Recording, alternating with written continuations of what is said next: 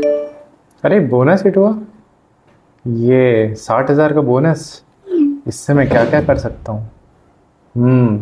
पहले मैं सोच रहा हूँ कि लमसम में कर दूँ। लमसम में पैसा मैं, मार्केट भी नीचे जा रहा है, कल तो मार्केट ऊपर जाएगा। तो अच्छा है, मैं लमसम में सोच रहा हूँ, लमसम में लगा देता हूँ, फटाफट लगा देता हूँ। पैसा ही पैसा होगा। नमस्ते everyone, welcome to my channel Gyan and finance. तो चलिए आज जानने की कोशिश करते हैं कि मिस्टर एक्स का डिसीजन, जो कि लमसम में उन्होंने 60,000 स्पेंड करने को सोचा, वो सही है कि गलत है। तो आइए जानने की कोशिश करते हैं क्या है एसआईपी, क्या है लमसम, आपके लिए कौन सा चॉइस बेटर रहेगा, ये हम आगे इसको देखेंगे। तो चलिए मिस्टर एक्स के एग्जांपल से समझने की कोशिश करते हैं कि एसआईपी काम कैसे करता है। तो मान लीजिए मिस्टर एक्स एक रेप्यूटेड एमएनसी में काम करते हैं और उनकी पर मंथ सैलरी 50,000 है। मिस्टर एक्स ने सोचा कि निफ्टी 50 इंडेक्स फंड में उन्हें 10,000 रुपए इन्वेस्ट करना है और उन्होंने डेट डिसाइड करी कि 5 तारीख हर महीने को 10,000 रुपए वो ऑटोमेटिकली बैंक से कटेगा और वो ऑटोमेटिकली इन्वेस्ट हो जाएगा। ये जो चीज है, ये इसे हम एसआईपी कहते हैं। तो बात करें लमसम के बारे में, तो मिस्टर एक्स, जिनको आपने वीडियो की स्टार्टिंग में देखा था, जिनके पास 60,000 का बोनस आया था, तो क्योंकि बोनस एक वन टाइम चीज होती है, तो ये चीज जो है, ये क्योंकि उनकी सैलरी के अलग से उनको मिला है, तो ये एक लमसम अमाउंट हुआ जो उनके बैंक में क्रेडिट हुआ थ्रू द कंपनी।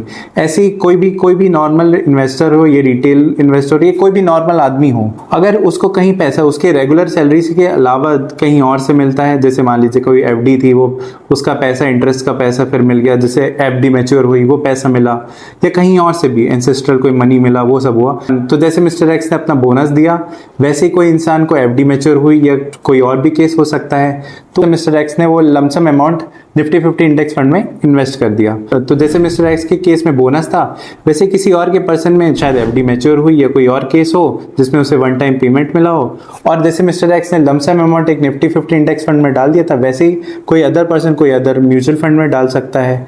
तो ये चीज होता है लमसम। एसआईपी और लमसम के केस में आपको कोई भी डीमैट अकाउंट खुलवाने की जरूरत नहीं है, क्योंकि आप मार्केट में डायरेक्टली इन्वेस्ट नहीं कर रहे हैं, तो यहाँ पे आपको डीमैट की कोई भी जरूरत नहीं है। तो आप सीधे अपना पैसा, आप सीधे जो भी आप म्यूचुअल फंड चूज करते हैं, आप सीधे अपने बैंक से उसको ट्रांजैक्शन के लिए आप अलाउ कर देंगे, तो वो हर महीने कटती रहेगी। तो आइए अब हम एसआईपी के बेनिफिट्स के बारे में बात करते हैं, जिसमें से पहला है money cost averaging. Money cost averaging क्या होती है, उसको हम एक आसान एग्जांपल से समझते हैं। जैसे मान लीजिए हमने बात करी थी निफ्टी 50 इंडेक्स फंड की, तो कोई भी म्यूचुअल फंड उठा लें, उसके कुछ पैरामीटर्स होते हैं उसकी परफॉर्मेंस के लिए। तो यहाँ पे अब हम एक एग्जांपल ले लेते हैं। मान लीजिए हमने ले लिया एनएवी, यानी कि नेट एसेट वैल्यू, या इसको अगर बहुत ही आसान एग्जांपल में समझें तो जैसे मान लीजिए कि एलएनटी का स्टॉक है, उसकी प्राइस अगर 300 है, तो आपने उसकी प्राइस से उसका पता करा कि ये शेयर जो है, आप उसका जो प्राइस रहेगा उससे आप पता कर पाएंगे कि उसकी करंट परफॉर्मेंस, पास्ट के उसके प्राइजेस क्या थे, उससे आप उसका परफॉर्मेंस पता कर पाएंगे कि ये मतलब अच्छा स्टॉक है। तो ऐसे ही म्यूचुअल फंड के केस में हम एनएवी को एक वन ऑफ द पैरामीटर मान सकते हैं, जो कि नेट एसेट वैल्यू होती है। तो मान लीजिए इस निफ्टी 50 इंडेक्स फंड की, मान लीजिए कि मिस्टर एक्स थे, उन्होंने अगर मान लीजिए 5 अप्रैल को अपनी पहली एसआईपी करी थी, और उस टाइम पे मार्केट की जो उस पर्टिकुलर इंडेक्स फंड था, जैसे निफ्टी 50 वाला था, मान लीजिए कि 5 अप्रैल को जब उन्होंने मनी इन्वेस्ट किया उसमें एसआईपी के थ्रू, तो वो था अप्रॉक्स 100 एनएवी था। अब मान लीजिए जब अगला एसआईपी हुआ, यानी कि अगले महीने, मतलब 5 अप्रैल के बाद, तो यानी कि 5 मई को, तो 5 मई को मान लीजिए मार्केट डाउन था और वो हुआ 80 एनएवी पे मान लीजिए उन्होंने इन्वेस्ट करा। तो यहाँ पे अगर हम मनी कॉस्ट एवरेजिंग का देखें, तो उनका जो एवरेज आउट होगा वो यहाँ पे होगा 90, क्योंकि वो सिस्टमेटिकली उस पर्टिकुलर फंड में पैसा डाल रहे हैं, और क्योंकि अभी निफ्टी 50 जो है डाउन जा रहा है, तो उसमें ओवरऑल उनका पैसा एवरेज आउट हो जाएगा।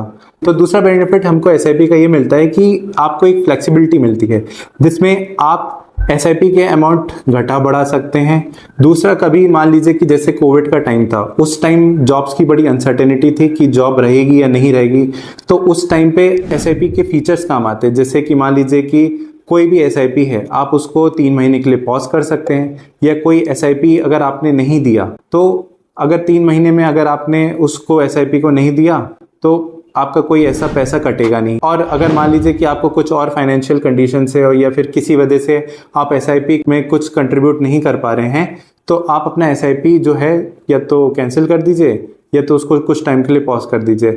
पर यहाँ पे आप एक चीज याद रखिएगा कि आपका जो इन्वेस्टेड अमाउंट है, वो अपनी पेस से ग्रो करता रहेगा। तो मान लीजिए अगर आपने अपनी एसआईपी को कैंसिल कर दिया और जिस वक्त आपने एसआईपी को कैंसिल किया था उसके पहले अगर मान लीजिए टोटल आपने पहले की एसआईपी से पूरा अमाउंट अगर 4 लाख अगर आपका टोटल था, तो 4 लाख जो है अपने परसेंट जो आपने फंड चूज किया होगा उसके हिसाब से उसमें कंपाउंडिंग होती रहेगी। तो उसको आपके वो आपके रिटर्न्स इंटैक्ट रहेंगे, आपको चिंता करने की जरूरत नहीं है, आप कभी भी वो पैसे को विड्रॉ कर सकते हैं। तो तीसरा फायदा एसआईपी का है कि वो हमें डिसिप्लिन इन्वेस्टिंग सिखाता है, क्योंकि हर महीने आपके बैंक से कुछ अमाउंट ट्रांजैक्ट होता है और म्यूचुअल फंड के उसमें वो इन्वेस्ट होता है, तो हमें एक डिसिप्लिन देता है जिससे कि हमको मान लीजिए कि अगर आपको कोई मार्केट का ट्रैक नहीं रखना है, वो सब नहीं है, तो हमें एक नॉर्मल डिसिप्लिन दिया है, क्योंकि हमें कोई पैनिक नहीं रहेगा, कोई कुछ नहीं, और हमको हमारी एसआईपी और हमारे डिसीजंस पे भरोसा है, जिसके कारण हम बिना चिंता करे आराम से एक डिसिप्लिन्ड मैनर में एसआईपी इन्वेस्टमेंट्स का फ्यूचर में बेनिफिट ले पाएं।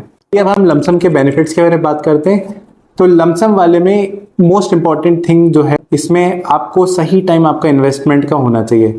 जैसे मान लीजिए कि मिस्टर एक्स ने जिस टाइम अगर मान लीजिए मार्च 2020 में, क्योंकि कोविड की वजह से मार्केट बिल्कुल डाउन हो गया था, तो उस टाइम मान लीजिए अगर मिस्टर एक्स ने यही लमसम पैसा, या मान लीजिए कोई और सिचुएशंस होती जिसमें मार्केट डाउन है और जस्ट वो अब रिकवर होने वाला है, मान लीजिए कि कोई 2008 का क्राइसिस था, उस टाइम अगर मान लीजिए क्राइसिस के बाद अगर मार्केट अप हो रहा था, उस टाइम उन्होंने कोई लमसम अमाउंट डाला होता, ऐसे टाइम पे लमसम जो है बहुत बेनिफिशियरी होता है, आपको वो क्विक रिटर्न्स देता है। तो मेरे ख्याल से एसआईपी और लमसम क्या होता है आप इसके बारे में जान गए होंगे। तो चलिए अब हम बात करते हैं कि आपके लिए क्या सही रहेगा, एसआईपी या लमसम। तो मान लीजिए आप मिस्टर एक्स की तरह एक सैलरीड पर्सन है और आपकी एक रेगुलर इनकम जो है वो आती रहती है, वो बैंक में हिट करती रहती है।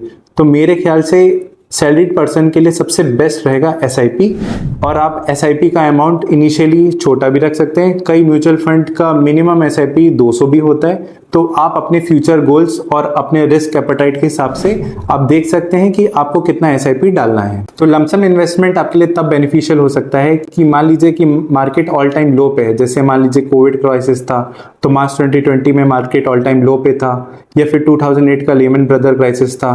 तो इसको ट्रैक करना बड़ा मुश्किल होता है, पर ऐसे टाइम अगर होते हैं with in life span of, यानी मान लीजिए 10-15 साल में कभी कोई ऐसा इवेंट हुआ, तो उस टाइम पे अगर आपके पास अगर आप कोई लमसम इन्वेस्टमेंट करते हैं तो वो आपके लिए एक लॉन्ग ड्यूरेशन में बेनिफिशियल होता है। तो अगर आप मार्केट में लंबे टाइम तक इन्वेस्टेड रहेंगे तो चाहे एसआईपी हो या लमसम, दोनों ही आपको एक अच्छे रिटर्न्स देंगे। तो अगर आपको मेरा कंटेंट अच्छा लगा तो please do like, share, subscribe to my channel for further updates.